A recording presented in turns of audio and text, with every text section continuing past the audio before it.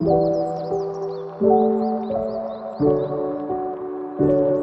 guys, welcome back to my channel. In today's video, I'm going to be talking about my ideas for how we can make this fall our best fall yet collectively. My intention with this video is it can work for two people or two kinds of people. So firstly, this video is going to help you if you hate fall. I'm not a fall hater, but I don't like the cold. So towards the end of the fall, I start to struggle. So fall haters, this is gonna make it more bearable for you.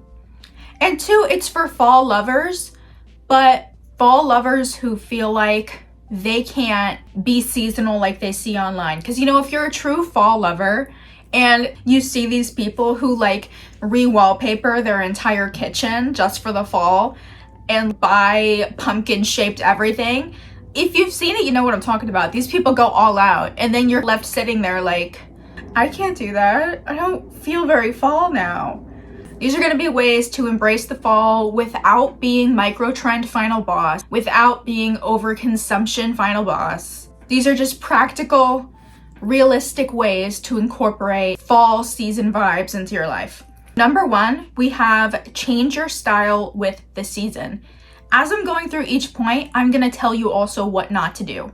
So with this point, what you don't want to do is you don't want to buy a bunch of new stuff and just stuff that's trending. There are certain fall style staples that are consistent from year to year to year.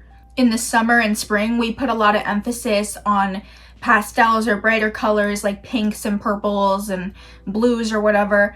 The fall, you're gonna wanna lean more towards muted colors. Depending on what your style usually is, this could be more or less of a dramatic change for you. But you wanna lean into like the browns, the deep oranges, deep red. You can also do a bright red. I personally like a bright apple red for the fall. Some people feel like it's Christmassy and they don't like it, but I personally do. You can do black. Black is classic. I really like to wear black in the fall because I don't wear it that much other times. If you do want to shop, what I would suggest buying, because what I'm looking into buying potentially, is a bunch of solid color staples that you can wear repeatedly. Because what I'm noticing with my wardrobe is I love all the clothes that I have, but a lot of them are very specific, which either they have like a graphic tee, like a graphic print on them, or they have a certain pattern or specific details. But sometimes when you go to rewear that stuff that's so distinct and unique, you're like, I look like somebody who only has one shirt. I feel like I'm always wearing this shirt. So basic tops, and if you are a skirt person or you want to become a skirt person, I would suggest a black maxi skirt. If it's cold, you can wear a tight underneath. Nobody's gonna see it. You can wear some very basic boots or whatever shoes are comfortable for you. I've seen a lot of Pinterest people style maxi skirts with sneakers and like a baby tee. That personally is not me, but if you want to do that, there you go. The second thing that's always consistent from year to year is darker nail color and darker lip color. When you're doing your makeup, you want to lean towards darker shades, and these can be whatever darker shades work for you. It doesn't have to just be one size fits all. If you feel like you don't look good with brown eyeshadow, then don't do brown eyeshadow. Just do either the darker or more muted version of the things that you usually use, or like a richer color. I like to do like a deep mauve berry color on my lips. I honestly don't even know if that matches my undertone well or not, but that tends to be what I do. And you can do a dark red nail, a purple nail even, a dark purple, black nails, all that kind of stuff. Find what works for you. In summary, if you're going to be changing your style, you want to go towards simple staple items, and you want to lean towards darker, more muted and seasonal colors. Think colors that match the weather of the season or that match the leaves on the ground. Point number two is you're gonna want to decide on your indoor hobbies before it gets cold. This is for people who hate the cold weather, people who don't like to be outside in the cold. You are my people. I can't do it. I can't take it.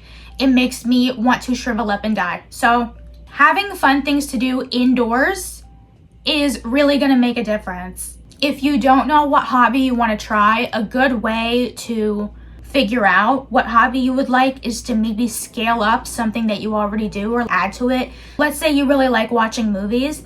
The fall is the perfect time to watch movies because it's probably going to be ugly outside at a certain point. But the way that you can make this more entertaining or more interesting is you can maybe get a Letterboxd account.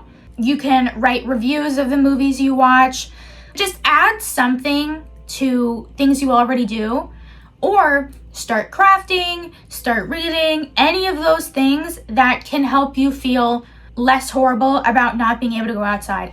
I'm never outside as much as I want to be in the spring and summer because sometimes, as much as I hate the cold, sometimes the heat is bad for me too. But not being able to go outside really at all, not being able to sit out there, it does something bad for my mental health. You could also host your friends. On like a gloomy day, you can invite your friends over and you guys can do a little crafting party. It doesn't have to be super expensive. With Amazon these days, you can find a lot of craft supplies that are a reasonable price, have them shipped right to your door, and just have a little craft party. Point number 3, I don't do numbers well, I don't think. Point number 3 is you want to make time to go out and do fall activities. This is going to get you in tune with the seasons. Every year, I like to go to the farm. I don't live in a rural area, but near me, there is this museum that has a little farm attached to it. And I love to go there for their Halloween events. It's just nice to go to a fall scene and take my picture in front of the pumpkins every year. You can also search online for if there's any craft studios near you. I'm going to be going to a craft studio soon. That could be more expensive than hosting your friends and doing what I suggested previously, but there's also a benefit to it where everything is there and set up for you. You can just make what you want to make and take it home. You could paint a mug with some pumpkins. You can make it fall vibe. Another idea is you can go to the movie theater, which is more of a rare thing these days now that we have everything on streaming. But you can go to the movie theater and see a scary movie, or maybe one of those old movies that they do a screening of. A couple years ago, me and my friends went to see The Blob, which is either from the 50s or 60s. It's a horror movie that's literally not scary at all. It's hysterical.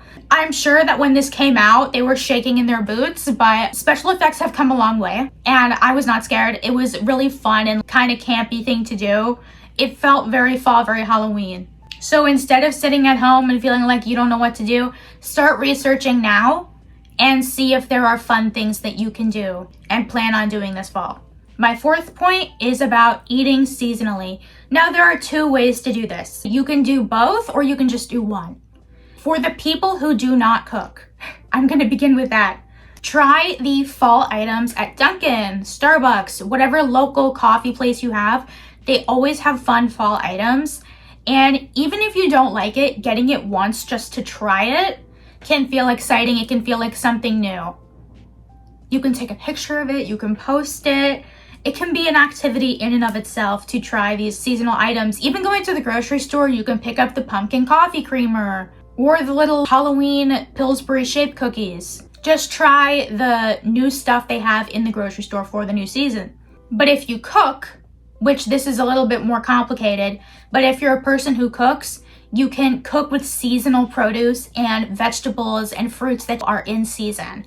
That is actually a really good way to make sure that your food tastes good, is if you're only buying things when they are in season, because now, like the way the world is, we can get any fruit or vegetable anytime we want, but that's not always what's best because it doesn't always actually taste the way that it should.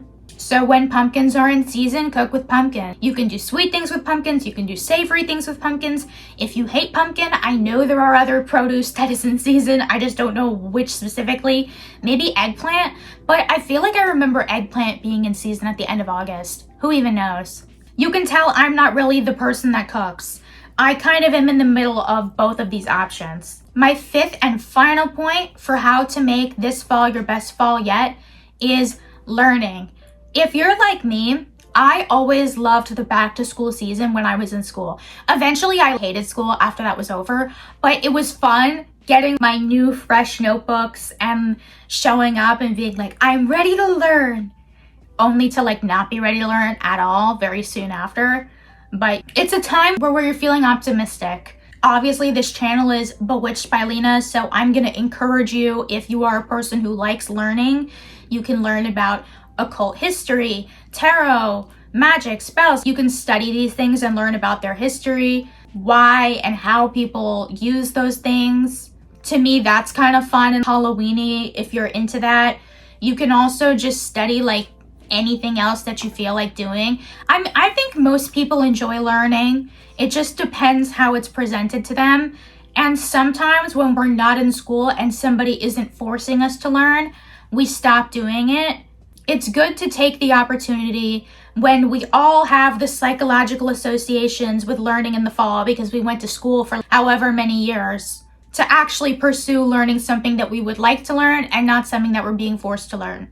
So in conclusion, these were all the simple and realistic ways to live seasonally in the fall and to make it more enjoyable for you, especially if you're somebody who struggles with feeling like you are being seasonal enough. Sounds like a weird insecurity if you don't have it, but if you're somebody who likes to make the most of every season, like me, sometimes I do feel insecure and not seasonal enough. And I hope that for people who really dislike the fall and really dislike the cold and are purely spring and summer people, that this will give you some ways to cope going forward. I didn't really talk about decor or anything because obviously I post a decor video for every season, so that's going to be coming. Shocking, I know. But yeah, if you enjoyed, comment a leaf emoji down below and I will see you guys in the next video. Bye.